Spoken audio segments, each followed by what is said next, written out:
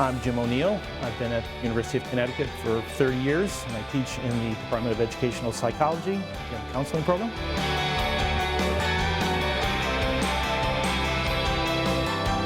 My research started back at the University of Kansas in the late 70s.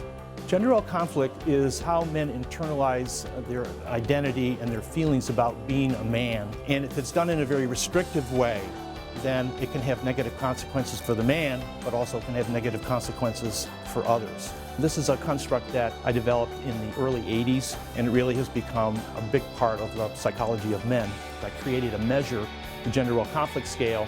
There have been about 300 studies that have used the scale. It's probably the largest database that we have on men's mental health and gender roles. And so that's been really an exciting part of my career, to work with so many people across the country who are interested in understanding men in a new way.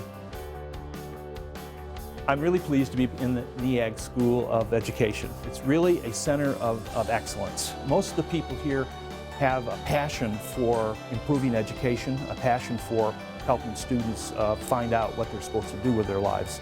I think ideally the best situation is where the professor is inspiring the student. How do we get people to use their potential? How do we get them to work through the process? But also when the student is inspiring the professor. If you're not attentive to them and listening to them and building that trust and rapport, you're really not going to get anywhere. Just keeping track mentally of your conversation while still active listening. All right, so this capacity to listen and hear and store. When there's that mutual stimulation occurring, then I think you have something very dynamic and something very special, and that's really sustained me over the 30 years that I've taught in the university setting. At the graduate level, I teach courses in career development, human development over the lifespan, and primary prevention. At the undergraduate level, I teach the Introduction to Counseling and Psychoeducation. Also teach a course on the psychology of men. My overall goal with every student is to infuse hope and optimism. And some of you have disclosed here in the class the struggles that you've been through. Psychoeducation is using psychological processes and principles to deepen people's learning and understandings of themselves.